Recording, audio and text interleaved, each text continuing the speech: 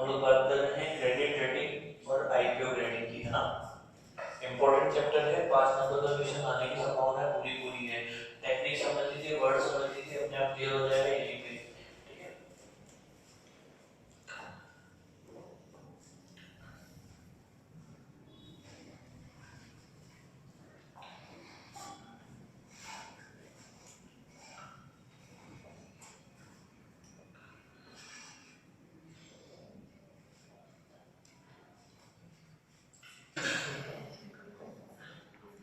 हम लोग बात कर रहे हैं क्रेडिट रेटिंग की। क्रेडिट रेटिंग का स्टार्ट करते हैं, है ना।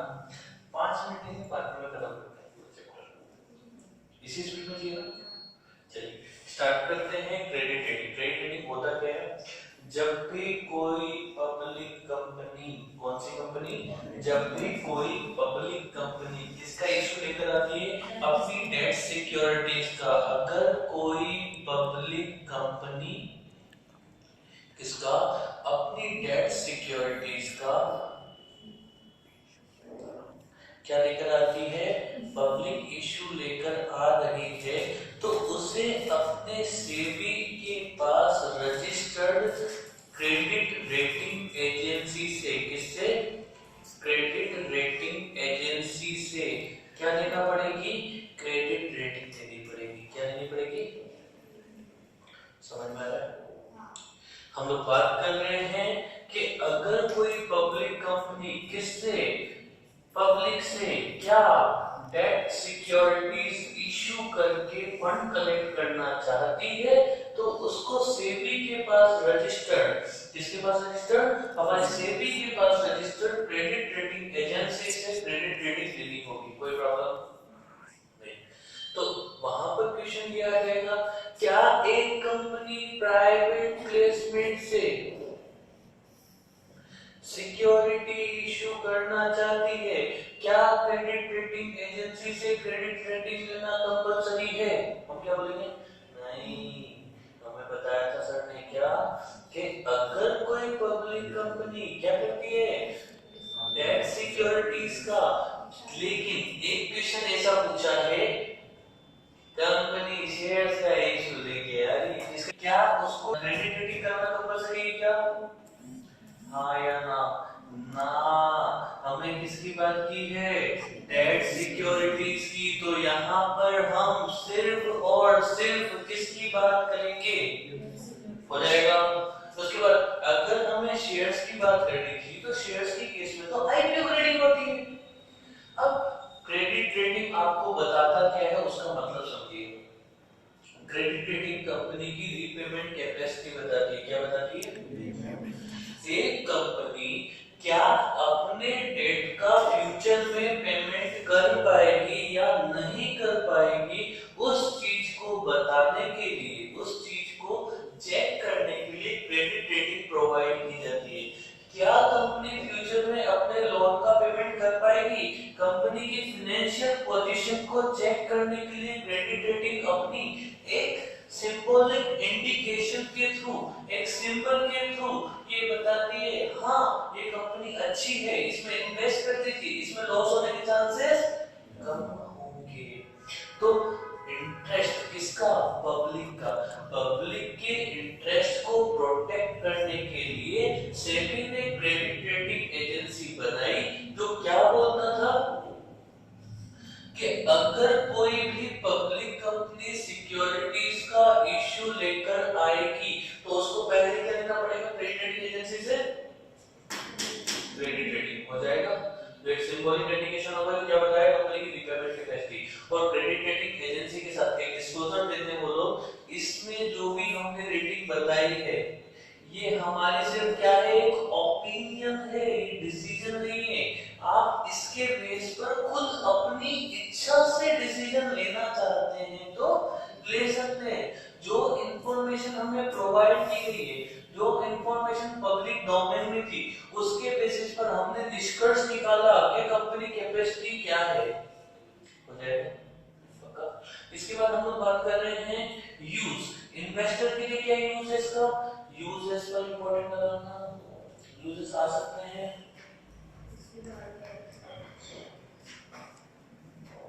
चलिए यूज फीचर्स क्या है इसके, इन्वेस्टर के लिए क्या बेनिफिट है उसको मालूम पड़ जाएगा। क्या मालूम पड़ जाएगा कि कहां इन्वेस्ट करना चाहिए, लॉस होने की संभावना है कम हो चुकी है, उसका इंटरेस्ट प्रोटेक्ट हो चुका है। इश्यूर के लिए क्या है, अगर उसको रेटिंग अच्छी मिली है, उसको अगर क्या मिली है, रेटिंग अच्छी मिली है, तो किस टाइम पर, जब मार्केट में रिसेशन होगा, कोई किसी को पैसा देने के लिए रेडी नहीं होगा, उस टाइम पर भी वो कम इंटरेस्ट रेट में ज्यादा पैसा ले सकता है, क्योंकि लोगों का उस पर विश्वास अवेलेबल है। हो जाएगा। और इंटरमीडिएट्स के लिए क्या बेनिफिट है, जैसे मर्चेंट बैंकर या फिर पोर्टफोलियो एडवाइजर, वो क्या काम करते हैं, लोगों को एडवाइस करते हैं कि इस जगह इन्वेस्ट कीजिए, इस जगह इन्वेस्ट कीजिए, तो वो अपने पास बेस लेके बैठे हुए हैं कि इस कंपनी को इतनी रेटिंग मिली है, मतलब अच्छी कंपनी है ना, यहाँ पर इन्वेस्ट कर दो। और रेगुलेटर्स के पास क्या बेनिफिट है कि अब ज्यादा केसेस नहीं आएंगे, नॉन कंप्लायंसेस नहीं होंगे, डिफॉल्ट नहीं होगा पेमेंट में। हो जाएगा। बोलिए। चलिए, रेटिंग मेथोडोलॉजी आ जाइए। मैन्युफैक्चरिंग कंपनी की रेटिंग मेथोडोलॉजी के बारे में क्या बताया।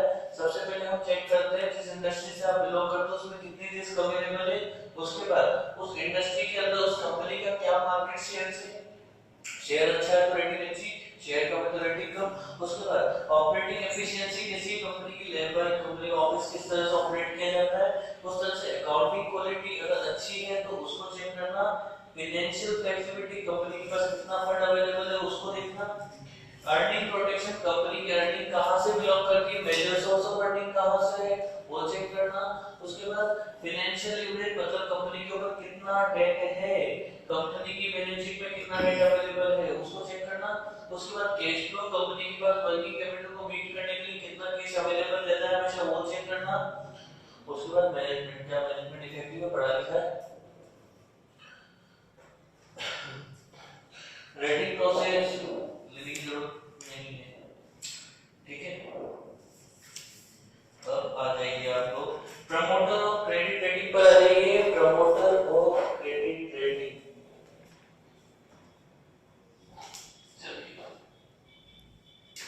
प्रमोटर ऑफ क्रेडिट रेटिंग में आपसे क्या बोला है कि कोई भी पब्लिक फाइनेंशियल इंस्टीट्यूशन, कोई भी public financial institution, schedule commercial bank, foreign bank जो इंडिया में ऑपरेट कर रहा है आरबीआई के अप्रूवल से, फॉरेन क्रेडिट रेटिंग एजेंसी जिसके पास 5 साल का एक्सपीरियंस है, या कोई कंपनी या बॉडी कॉर्पोरेट जिसकी मिनिमम नेटवर्थ 1 करोड़ रुपए से कम ना हो पिछले 5 सालों में, उसकी ऑडिटेड एनुअल अकाउंट्स के अकॉर्डिंग हर साल 100 करोड़ है, हाँ 100 करोड़। चलिए, सबसे पहले था पब्लिक फाइनेंशियल इंस्टीट्यूशन, उसके बाद शेड्यूल कमर्शियल बैंक, उसके बाद आ जाएगा पब्लिक का फॉरेन बैंक जो किसके अप्रूवल से अपॉइंट किया आरबीआई, उसके अलावा फॉरेन क्रेडिट एजेंसी इसके पास कितना एक्सपीरियंस है 5 साल का, या कोई बॉडी कॉर्पोरेट जिसकी नेटवर्क कितना से ज्यादा है 100 करोड़ से ज्यादा पिछले 5 साल। हो जाएगा। आगे बढ़ते हैं, एलिजिबिलिटी क्राइटेरिया रीड करना है इसका, कुछ है नहीं खास इसलिए बोल रहा हूँ। फिर हम लोग क्या करेंगे, सर्टिफिकेट के लिए अप्लाई करेंगे। सर्टिफिकेट अगर सेबी इस चीज से सेटिस्फाई हो जाता है तो हमें क्या दे देगा, सर्टिफिकेट इशू कर देगा। अगर उसको लगता है फर्दर इंफॉर्मेशन चाहिए तो फर्दर इंफॉर्मेशन मांगेगा, इंफॉर्मेशन मांगने के बाद सेटिस्फाई हो जाता है तो दे देगा, अगर सेटिस्फाई नहीं हुआ तो नहीं देगा। नहीं हुआ तो हम लोग उस पे अगेंस्ट अपील फाइल कर सकते हैं, किसके पास, सेबी या सेट के पास। सेट भी अगर नहीं मानता है बात तो सुप्रीम कोर्ट में चल जाएंगे। आया एग्रीमेंट विद क्लाइंट के ऊपर लिख लीजिए, जितने पीरियड के लिए सिक्योरिटी का इश्यू लाया गया है उतने पीरियड के लिए आप अपने क्लाइंट के साथ एग्रीमेंट में एंटर होंगे। आप मतलब सीआरए, कोई भी इंटरमीडिएरी तब तक अपना काम स्टार्ट नहीं कर सकता जब तक कि वो अपने क्लाइंट के साथ एग्रीमेंट में एंटर ना हो जाए। कोई भी इंटरमीडिएरी तब तक अपना काम स्टार्ट नहीं कर सकता है जब तक कि वो किससे, सेबी से सर्टिफिकेट ऑफ रजिस्ट्रेशन ना ले ले। हो जाएगा।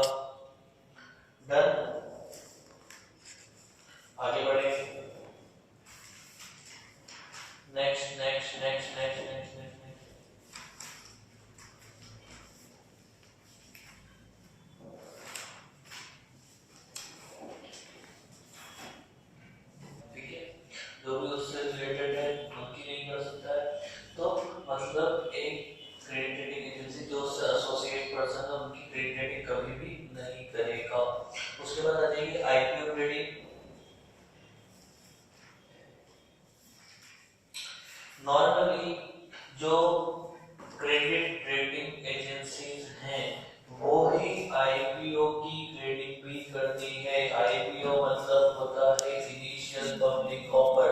जब भी कोई कौन सी कंपनी, अनलिस्टेड पब्लिक कंपनी कितनी बार, पहली बार क्या लेके आती है, सिक्योरिटीज का पब्लिक इश्यू लेकर आती है, तो हो जाएगा आपका इनिशियल पब्लिक ऑफर। उसके बाद जब एक लिस्टेड कंपनी अगर सिक्योरिटीज का इश्यू लेकर आ जाएगी तो हो जाएगा फर्दर पब्लिक ऑफर। तो जब भी हम लोग पब्लिक ऑफर लेकर आ रहे हैं, इनिशियल पब्लिक ऑफर लेकर आ रहे हैं, तो हमें सेबी के पास रजिस्टर्ड क्रेडिट रेटिंग एजेंसी से क्या करवाना चाहिए, आईपीओ रेटिंग लेना चाहिए। ठीक है, लेकिन यहाँ पर रेट लेना कंपलसरी नहीं है, हो जाएगा। ठीक है, उसके बाद क्या बोल रहे हैं कि यहाँ पर क्या दिखाया जाएगा कि स्टॉक परफॉर्मेंस कंपनी की क्या रह सकती है, कितने पे बाय करना चाहिए, क्या होल्ड करना चाहिए, क्या सेल करना चाहिए, क्या मार्केट फैक्टर्स है जिनको डिसाइड करके हमने दिखा है कंपनी की शेयर पोजीशन क्या रहेगी, क्या आप सब्सक्राइब करेंगे इसमें तो फ्यूचर में आपको कितना मिलेगा। जैसे आईसीआईसीआई प्रूडेंशियल का भी कोई केस आया था, उन्होंने अपना इशू लेकर आए थे, तो ऐसी कंडीशन पे वहां पर हमने क्या बताया, जो मार्केट में रिसर्च कर रहे थे वो बोल रहे थे देखना इसका शेयर प्राइस बहुत अच्छा हो जाएगा 6 मंथ के अंदर। बेसिकली सीआरए की मेथोडोलॉजी के अकॉर्डिंगली वो अपने रिव्यूज देते हैं। ठीक है, हो जाएगा। बोलिए, प्रोसीजर फॉर आईपीओ ट्रेडिंग जरूर रीड करके जाना एक बार। एग्जाम में लास्ट ईयर क्वेश्चन पूछा गया था, इससे पहले क्वेश्चन पूछा गया था, एक कंपनी है जो आईपीओ लेकर आ रही है, एक सब्सक्राइबर, एक शेयर होल्डर जिसने कंपनी में सिक्योरिटी परचेज की है, उसने ऑब्जेक्शन किया क्या कि आप जो इश्यू लेकर आए हैं वो गलत किया है, आपने आईपीओ क्रेडिट तो ली ही नहीं है क्रेडिट रेटिंग से, तो ऐसा इश्यू इनवैलिड है, सुप्रीम कोर्ट में चैलेंज करता है सेबी के ऑर्डर को।